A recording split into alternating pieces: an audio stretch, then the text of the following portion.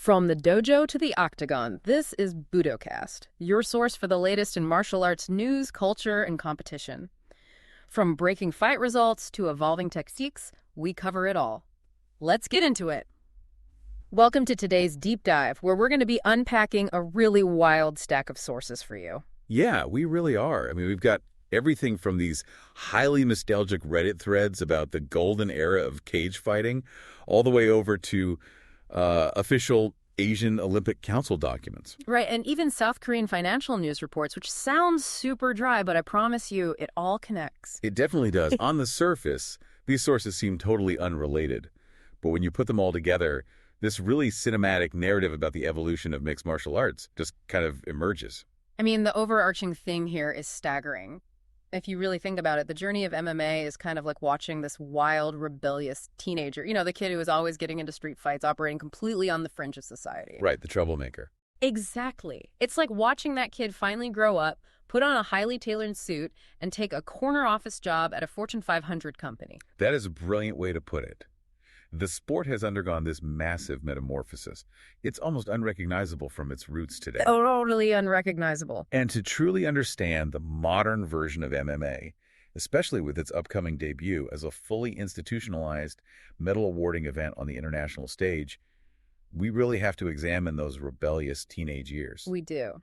Before we look at the shiny new future at the 2026 Asian Games, we have to talk about the blood, the sweat, and just the absolute chaos of the origins. Well, Wild West. Yeah, so there's a Reddit thread in our sources today from the Fight Porn subreddit. The title of the thread is literally just, Old School UFC was special. Oh, I saw that. The nostalgia in those comments is intense. It really is. They are heavily romanticizing the 1990s era, specifically events like UFC 8. So set the scene for us. What were the actual mechanics of stepping into the cage back then? Well, the landscape of the sport was entirely stripped down to its most raw, unadulterated variables. I mean, for starters, weight classes just did not exist. Which is absolutely terrifying to think about today. Right. You could literally have a guy who weighed 160 pounds stepping in against a 260-pound monolith. It was literal David versus Goliath. Exactly. But it's not just the visual spectacle of that size discrepancy, you know. It's the underlying physics of the fight. What do you mean by that? Well, when a 260-pound fighter simply leans on a 160-pound opponent, the sheer kinetic energy and gravitational pressure drain the smaller fighter's lactic acid reserves exponentially faster. Oh, wow. I never really thought about it like that. Yeah, the smaller fighter isn't just fighting a person. They are literally fighting mass and gravity. Yeah. And back then, you had to survive that pressure without any luxury of time limits or rounds. Right. There was no fighting for 5 minutes and then getting a minute to sit on a stool, drink some water, and listen to your coach. You were just in there, period. For a standard tournament bout, you had a strict 10-minute block of time. And if it was a super fight, you got 15 minutes. Just one long, continuous block of combat. And the craziest part, if those 10 or 15 minutes expired and neither fighter had finished the other via knockout or submission, it was just declared a draw. Because judges hadn't even been introduced to the equation yet. Right. The 10-point must system we see today, where fighters are scored on, effective striking or octagon control, that simply did not exist. You either knocked the guy out, made him tap, or you both just survived to a draw. And that fundamentally alters the psychology of the athlete. You aren't point fighting. You aren't trying to steal a round. You are fighting for absolute survival. Exactly. And the attire was heavily restricted, too. Fighters were strictly prohibited from wearing shirts, they couldn't wear shoes, and they couldn't wear G's. Just shorts. That was the uniform. But the sheer brutality of this era is what really dominates that Reddit thread. Yeah, they specifically highlight a very famous moment involving Gary Big Daddy Goodridge. Oh man, the sequence is brutal. So Goodridge managed to trap his opponent in a crucifix position. Right. For those trying to visualize the biomechanics of this crucifix position is when you use your own legs and arms to completely pin both of your opponent's arms out to their sides. So their head is left completely undefended and exposed right in the middle. Yeah, you are literally crucifying them on the canvas. And once Goodridge secured that position, he unleashed a series of devastating elbows straight to the side of his opponent's head. Those are the infamous 3 to 9 elbows. Just massive, sweeping structural blows coming in parallel to the floor. The concussive force is horrifying to watch. It really is. One of the users in the Reddit thread actually commented that the fighter didn't just get crucified, he got crucified. Which I mean, it's crude but accurate. The biomechanics of a 3-to-9 elbow are terrifying because you are generating extreme rotational force and delivering the hardest point of your bone directly into a target that is nowhere to retreat. Because the opponent's head is trapped right against the canvas? Exactly. And what's wild is looking at the rule set regarding fouls at the time. There barely was one. Right, the list was incredibly short. You couldn't eye gouge, you couldn't bite, you couldn't pull hair. And you couldn't fishhook, sticking your fingers inside someone's mouth or nose to tear the tissue. But beyond that, it was largely open season. Okay, let's unpack this, because I see this online all the time. People looking back at these grainy VHS transfers of guys taking 3-to-9 elbows to the skull, and they say, man, the sport used to be so pure, it was a real fight. Right, you hear that a lot from purists. So I have to ask, is this nostalgia actually warranted? Or were we just watching modern gladiators in a completely unregulated spectacle that was, frankly, a hair's breadth away from a fatality on live television? What's fascinating here is the tension between the pure test of human combat and the necessity of societal acceptance. Okay, tell me more about that. Well, the nostalgia is warranted if you are strictly looking for an unadulterated laboratory test of martial arts effectiveness. Like, does style A beat style B in a street fight? Right. But from a sociological and business standpoint, that brutal spectacle was entirely unsustainable. It had to change. It had to. The sources note the immense political pressure that mounted in the late 90s. I mean, politicians were actively campaigning to ban it. They were literally labeling it human cockfighting. It was getting pushed off pay-per-view entirely. Adapt or die. Exactly. To survive, MMA had to sanitize its rule set. It had to introduce weight classes and rounds and judges and these unified rules to protect the athletes. It had to transform from a blood sport into a codified athletic discipline? And that sanitization didn't just save the sport from extinction. It accidentally paved the way for it to become a globally recognized institution. Which is the perfect bridge to the second part of our deep dive today, the ultimate culmination of that evolution from unregulated cage fighting to international legitimacy. The teenager putting on the tailored suit. Yes, MMA is officially stepping onto the grandest, most regulated stage in Asia. The 20th Aichi-Nagoya Asian Games in 2026. The Olympic Council of Asia, the OCA, has officially approved MMA as a medal event. The scale of this is just massive. It really is. The 2026 Games are operating under the theme Heartbeat Aichi-Nagoya, which is entirely focused on athletes and spectators across Asia sharing a unified cultural excitement. So what does this actually look like on the ground? Paint the picture of the venue and the structure for us. Sure. So the MMA events are scheduled from September 20th to the 22nd, 2026. Okay. And they are taking place at the Aichi Sports Center in Nagoya, Japan. It's this highly structured 3,441-seat venue. Like it's a real arena. Oh, absolutely. It's Yeah. fully ticketed with prices ranging from 2,000 to 8,000 Japanese yen. We are talking about a highly organized, globally broadcast sporting event. But the detail that absolutely floored me in the RCA Executive Board documents is how they are formatting the competition itself. Oh, the format split. Yes. They have approved a literal split in the sport. They are featuring modern MMA and traditional MMA as two completely separate categories. It is a remarkable structural decision, honestly. Modern MMA is basically what you expect when you watch major promotions today. Right. Athletes wearing standard fight shorts and rash guards. Exactly.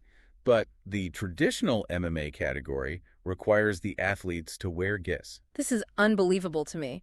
We just talked about how early UFC strictly banned the gis to force a certain type of grappling. They absolutely hated the gig back then. And now, at the absolute pinnacle of international sporting recognition, the gi isn't just brought back, it gets its own dedicated gold medal. The mechanical implications of this are huge for the athletes. How so? Well, fighting in a gig completely changes the physics of a grappling exchange.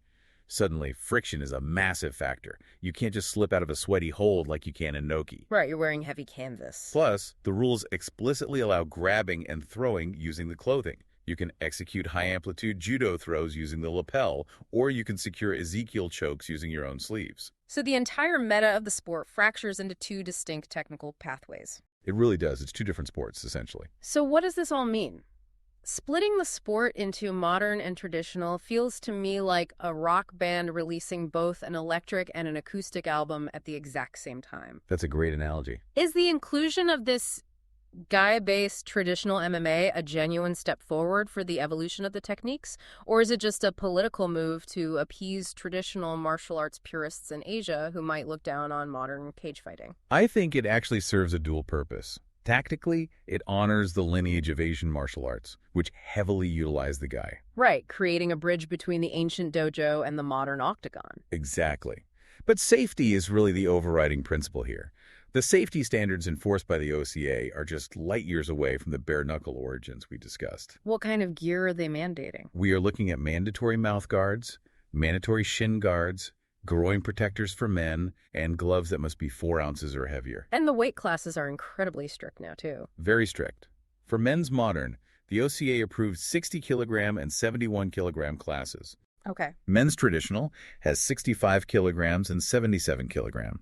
For the women, modern is set at 54 kilograms, and traditional is at 60 kilograms. So the days of fighting someone 100 pounds heavier are definitively over. But, and this is a really big but, when a sport becomes this highly institutionalized, when you have national pride, flag waving, state funding, and actual gold medals on the line. The dynamic shifts completely. Right. The most vicious fights suddenly stop happening inside the cage. They start happening in the boardroom.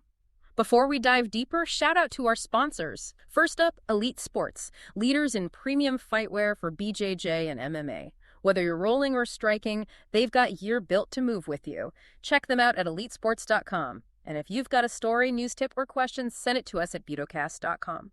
Let's turn to our sources from the Hindustan Times and the Mail Business newspaper out of South Korea, because they outline an absolute bureaucratic nightmare. Yeah, the Hindustan Times headline literally mentions hopes hinging on ending chaos. The situation unfolding in South Korea right now is the ultimate cautionary tale of what happens when a combat sport tries to integrate into a massive, state-sponsored institutional framework. It's just a mess over there right now. South Korea's entire MMA presence has fractured into 2 rival factions. Here's where it gets really interesting. Because you have the Korea MMA Federation, and then you have the Korea MMA General Association. Right. And the General Association actually broke away and split from the Federation back in January of 2025. Which created a massive power struggle. It's like 2 managers having a fist fight over who gets to drive the race car while the engine is stalling on the starting line. The fighters, the hardware are perfectly capable, but the software conflict is completely paralyzing the machine. It just won't boot up. That is the exact mechanical failure happening here. Because of this split, neither group is officially recognized by the Korea Sports Council. Wow. Both factions submitted their applications for membership back in September of 2025. They are essentially racing to be the one true governing body. And the clock is ticking so loudly. It really is. The final Asian Mixed Martial Arts, or MMA, qualifying round for these 2026 Asian Games is scheduled for May 2026. It's right around the corner. And the Korea Sports Council had a board meeting in February 2026, and MMA wasn't even on the agenda. They are completely running out of time. But the delay from the Korea Sports Council isn't just arbitrary red tape, though. It's not. No, there is a deeply pragmatic, performance-based element to their hesitation.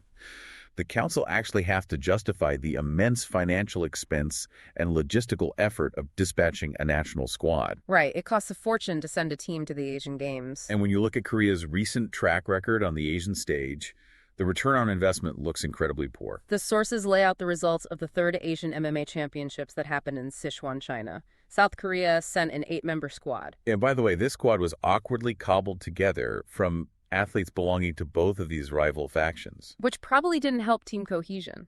Not at all. Yeah. And the results were completely dismal. Out of the entire field, South Korea tied for 11th place with Saudi Arabia. Jeez.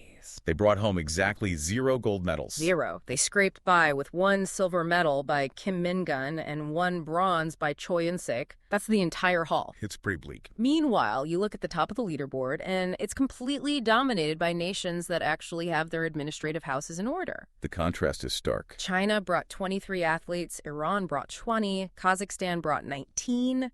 Those nations are treating this with massive, unified, state-level seriousness. If we connect this to the bigger picture, it highlights that institutionalization is a profound double-edged sword for any sport. How so? Well, becoming an official sport at the Asian Games brings the promise of government funding access to state-of-the-art national training facilities, and immense global legitimacy. It is the absolute pinnacle of mainstream acceptance. But on the other side of that sword, you have crippling bureaucracy. Yeah, and how does this administrative chokehold actually affect the athletes? You know, the men and women who are just waking up every day, hitting the heavy bag, and trying to prepare for the biggest opportunity of their lives. It leaves them in a state of absolute purgatory. That's heartbreaking. It really is.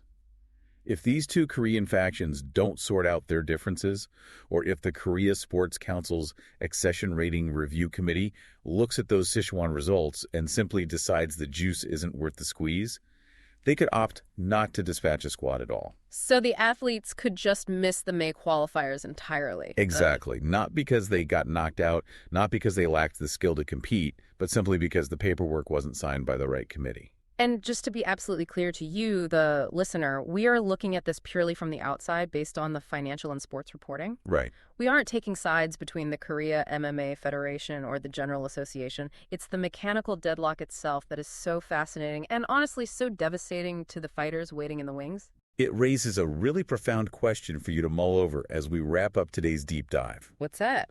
We spent this time talking about how MMA evolved from a raw, blood-soaked spectacle into a polished Olympic-level event. But history shows us a very clear pattern when martial arts become institutionalized at this level. Think about what happened to judo or taekwondo when they became Olympic sports. Right, they fundamentally changed. Exactly. The rule sets were heavily modified to prioritize scoring points over simulating actual combat. The techniques became sterilized to fit the Olympic framework. Oh, I see where you're going with this. So the question is, will this extreme institutionalization, the strict weight classes, the padded gear, the rigid scoring criteria, the absolute reliance on bureaucratic sports councils, will it eventually dilute mixed martial arts? It's a valid concern. Will the pursuit of a gold medal fracture MMA into a highly specific game of point sparring, leaving the raw effectiveness of the sport behind? Think about the ultimate irony here. MMA started as a lawless spectacle where men like Gary Goodridge threw brutal elbows with no rounds and no judges. And today, the biggest threat to a fighter's career isn't a 3-9 elbow to the head. It's failing to pass a National Subscription Rating Review Committee in time for May qualifiers. Exactly. Has the sterilization of MMA saved it from extinction, or has it simply trapped the warrior spirit in a cage of red tape? That's it for this episode of Budocast. Thanks for joining us as we break down the latest in martial arts. We'll be back soon with more news, stories, and insights. Until then, train hard, stay humble.